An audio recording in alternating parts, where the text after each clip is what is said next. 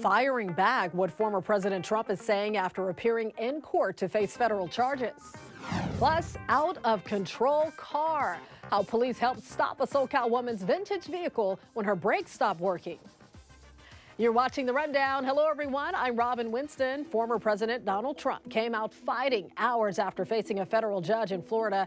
He flew to New Jersey Tuesday night for a rally at his golf club. He told supporters he did nothing wrong and the day would live in infamy. Trump, who has now turned 77, pleaded not guilty to 37 felony counts that he mishandled classified information and obstructed investigators. We witnessed the most evil and heinous abuse of power in the history of our country. Very sad thing to watch.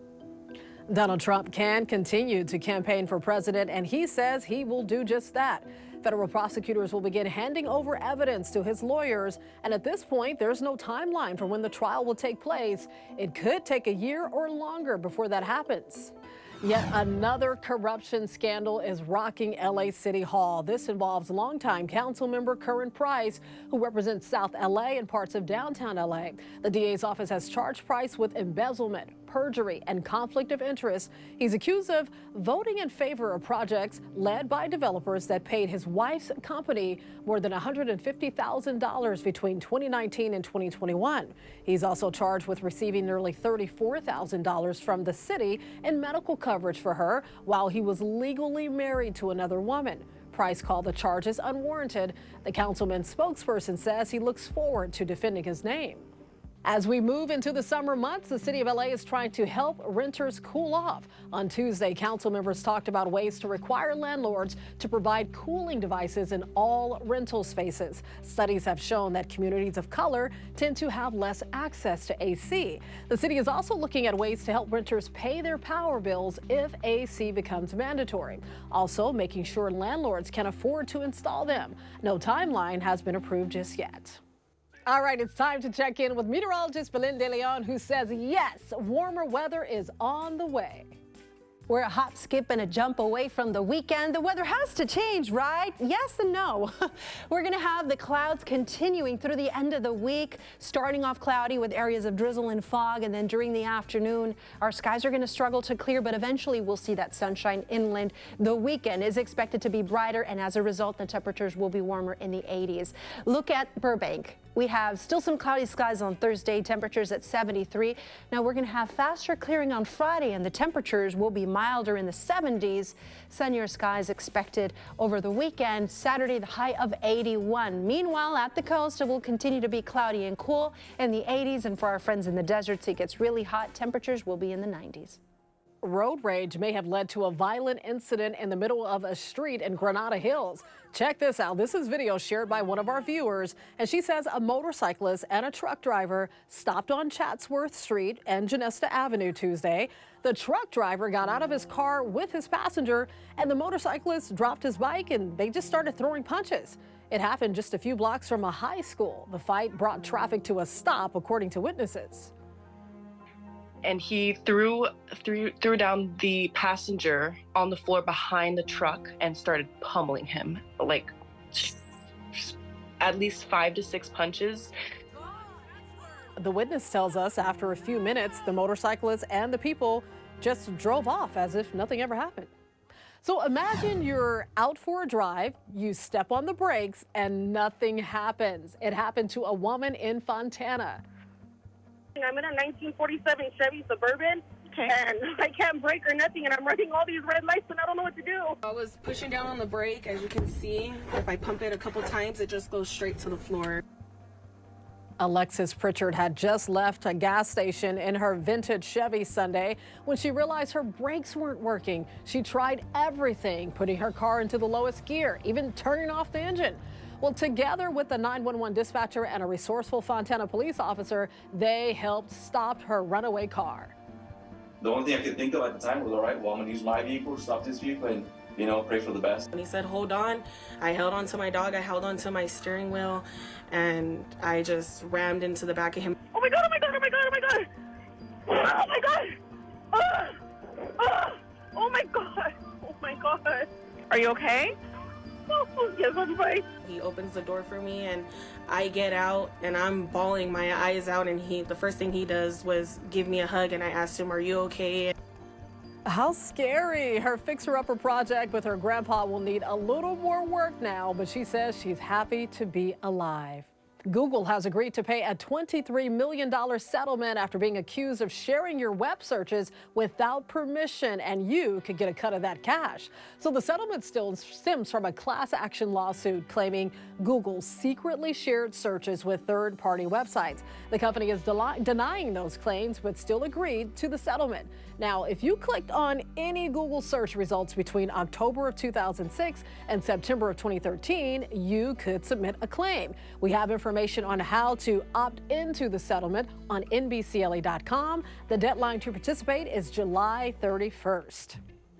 When it comes to avoiding those long lines at the DMV, there could soon be an app for that, but it would involve some controversial and, let's just say, tricky technology. So the state DMV is testing the idea of a digital driver's license. It would let you change that physical card you carry in your wallet to a data file on your phone using facial recognition software. You'd be able to renew your license and registration and apply for other state benefits virtually. But there are questions about privacy and just who would be able to view and process your data.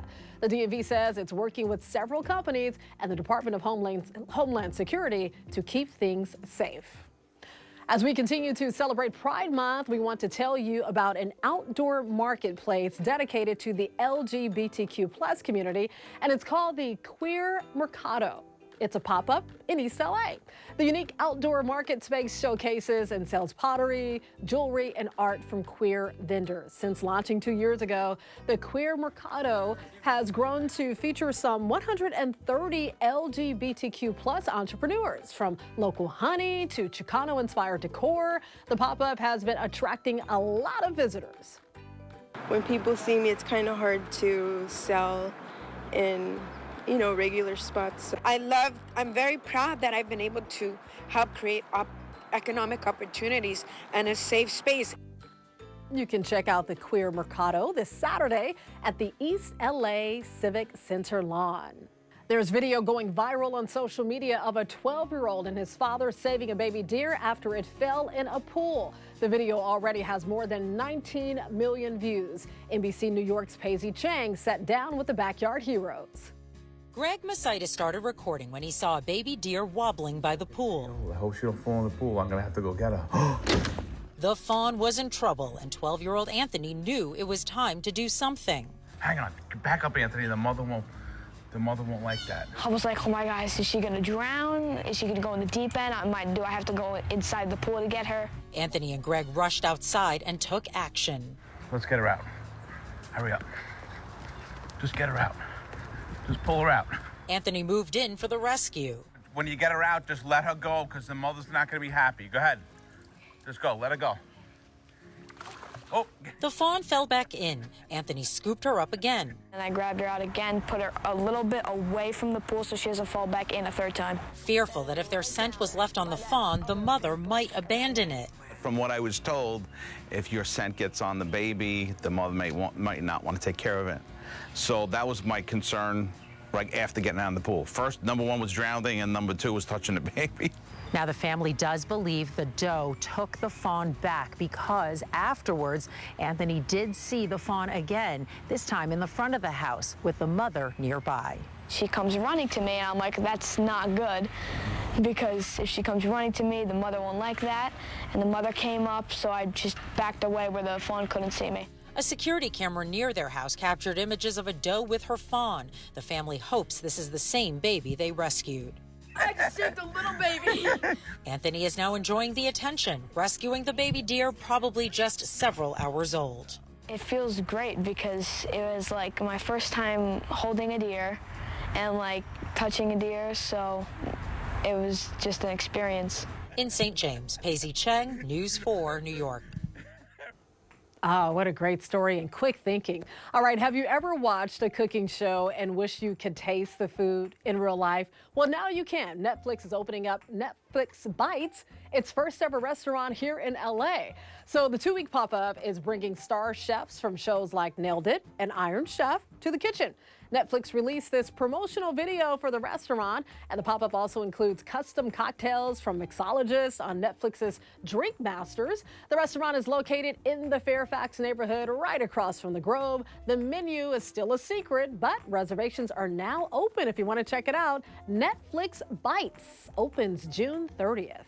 The Disney Resort is getting into the holiday spirit this week. They're calling it the halfway to the holiday celebration. Mickey and Minnie will be dressed in red and green outfits, very cute. And there will be holiday treats, including a gingerbread Mickey and an eggnog slush. That looks delicious. Thursday is the last day. Well, the biggest names in golf arrived in LA for the U.S. Open, and one of those big names took some time after his practice rounds to meet one of his biggest fans. So last week, we followed 13-year-old Jaden Sung from Burbank as he tried to become the youngest golfer to ever qualify for the Open. Well, he didn't make the cut, but Tuesday he did get a chance to meet his favorite golfer, La Cañada's Colin Morikawa. A 2-time major champion came out to meet Jaden. Colin said that he'd heard all about him, gave him some advice, they snapped some photos, and also told him to just keep practicing. It's impressive. Like I said, to be the youngest, I think, to make it through local qualifying, it takes guts. It takes a lot of skill, obviously, so there's a lot of talent back there, and it's just for him to keep on improving and see where it takes him. It definitely inspires me to try and work harder and try and get to this level, because this is definitely something that I want to be doing when I'm growing up and when I get older. Colin also said Jaden has already done way more than he had at the age of 13. And here's a little interesting note. Jaden and Colin share the same coach. So maybe he has the right teacher to eventually get him to the PGA Tour. We believe in you, Jaden. You can do it. You can always get news and weather updates on the NBCLA app and our website, NBCLA.com. And be sure to tune into Today in LA on NBC4, weekdays 4 to 7 a.m. I'll be helping you get around with traffic reports throughout the morning. See you next time on The Rundown.